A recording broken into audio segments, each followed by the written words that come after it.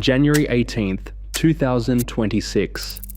In Sydney's Mosman, a home just sold for $550,000, less than it fetched in 2021. For decades, price drops like this seemed unthinkable. But now losses like these are spreading well beyond the wealthy enclaves. How did Australia's housing market swing from an unstoppable boom to $500,000 losses on ordinary homes, and is your suburb the next to be hit? The real story behind this crash starts long before the first sale went south. Sydney's property story begins in 1996, when the median house price hovered around $200,000. Over the next 25 years, nothing seemed to slow the climb. By 2021, the median had soared to $1.65 million, an increase of more than 700%. The fuel for this surge came from every direction. Banks handed out loans at ever lower interest rates, reaching a record low of 0.1% in 2020. Negative gearing and capital gains discounts turned real estate into a tax-advantaged playground, drawing in investors from across Australia and abroad. Chinese buyers arrived in force, especially between 2015 and 2017, injecting billions into Sydney's suburbs and pushing demand to new heights. Government stimulus during the pandemic only threw more wood on the fire. Home builder grants, mortgage holidays, and the Reserve Bank's emergency rate cuts unleashed a final wave of buying. In just 18 months, from mid-2020 to the end of 2021, Sydney homes gained an average of $400,000 in value. Auction clearance rates hit 82%.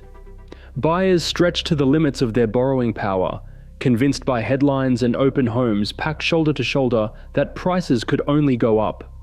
By late 2021, Sydney's price-to-income ratio had reached 17 times the average wage, far above London or New York.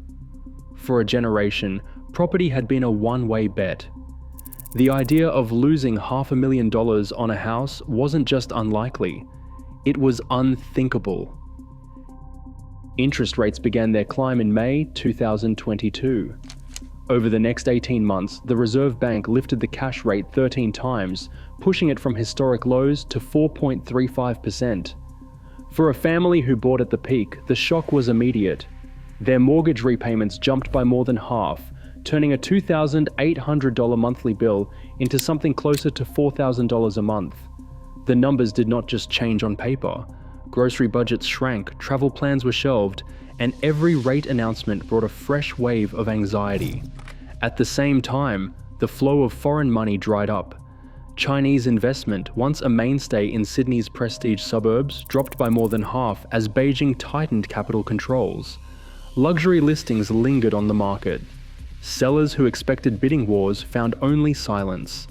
For those with little equity, rising rates and falling demand created a trap. Some owners discovered their homes were now worth less than the debt they owed. Refinancing became impossible. A growing number had no option but to list their properties, even if it meant taking a loss. The chain reaction was set in motion. Higher repayments squeezed household budgets, the withdrawal of foreign capital sapped demand at the top, and forced sales began to ripple outward. These fractures did not just dent confidence, they flipped the entire psychology of the market. What once felt like a guaranteed path to wealth began to look like a high-wire act with no safety net. Parramatta stands out as a warning for investor-heavy suburbs.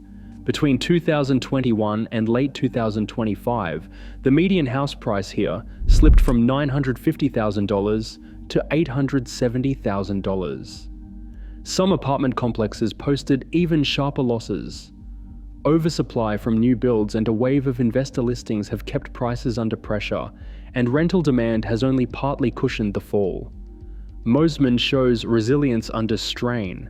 The median price in this North Shore enclave peaked at $4.4 million, then hovered near $4.3 million through 2025. A dip in foreign buyer activity slowed the pace of growth, but tight supply and prestige appeal have helped values hold steady. Vaucluse, long a magnet for offshore wealth, has felt the impact of capital controls and shifting demand.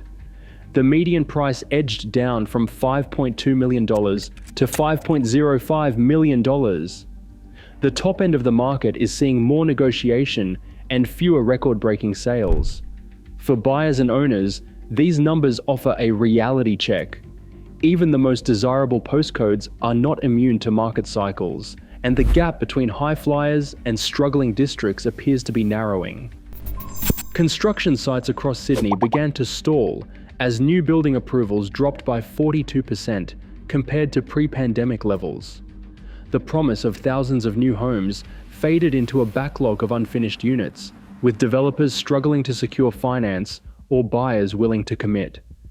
Insolvency notices in the building sector spiked, leaving tradespeople chasing unpaid wages and homebuyers waiting for keys that never arrived.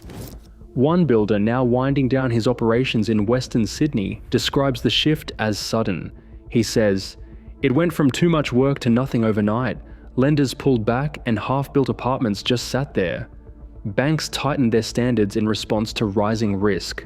Serviceability tests grew tougher, forcing borrowers to prove they could handle rates as high as 8%. First home buyer approvals fell by nearly a third year-on-year. Even established owners felt the squeeze as non-performing loans hit 2.8%, triple the level seen in 2023. Credit that once flowed freely now moved with caution, and the fear of arrears began to ripple through suburban streets. The slowdown in construction and the clampdown on lending did not just cool the market, they exposed the cracks beneath the boom, turning a dip in demand into a broader, more painful downturn. Three voices now dominate the conversation about Sydney's future, and none agree on where the market goes next. Steve Keen, well known for his warnings on debt, points to Australia's household borrowing, now at 218% of income, among the highest in the world. He argues that when property prices stall or slip, this mountain of debt becomes a trap, forcing some families to sell and sapping spending across the economy. His forecast is a correction on the scale of Japan's lost decade, unless something gives. Louis Christopher from SQM Research takes the opposite view. He sees a floor under prices, built by a critical housing shortage, and a rental vacancy rate scraping 1.1%.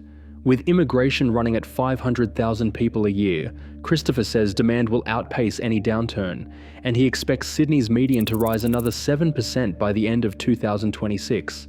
Cameron Kusher, a property data analyst, doesn't pick a side. He points out the market is splitting. Outer suburbs and investor-heavy areas are more exposed, while lifestyle and beachside postcodes show resilience. For Kusher, the real wildcard is jobs. If unemployment stays below 4.5%, the pain remains contained. If it climbs above 6%, all bets are off. Every household faces a different path as the Sydney market enters uncertain territory. Three scenarios dominate the outlook, and each demands a different playbook. If the Reserve Bank manages to ease rates by the end of 2026, a soft landing could see prices stabilize around 35% below the 2021 peak, with a slow recovery stretched over the next decade. For those who bought early, holding on may still pay off, but recent buyers need to weigh their ability to manage higher repayments against the prospect of a long wait to break even. A harder landing, triggered by rising unemployment or renewed rate hikes, brings sharper risks. In that case, price falls could deepen to 50% from the top, and forced sales would accelerate. The safest move for stretched owners might be to sell quickly, taking a loss but avoiding deeper financial damage. Cash buyers and renters, in contrast, would be positioned to wait for bargains if distress sales mount. There is also the possibility of inflation running out of control. If the government prints money to rescue borrowers, nominal house prices might hold steady, but everyday costs would surge, eroding real wealth. In every scenario, the advice is clear. Watch interest rates, keep cash reserves, and do not assume past gains will return. Across Sydney, the reality isn't a historic crash, it's a test of resilience. With affordability stretched and growth slowing, every decision shapes tomorrow's market. What happens next depends not on panic, but on policy, patience, and perspective. The future of home ownership is being written right now. Share your thoughts below.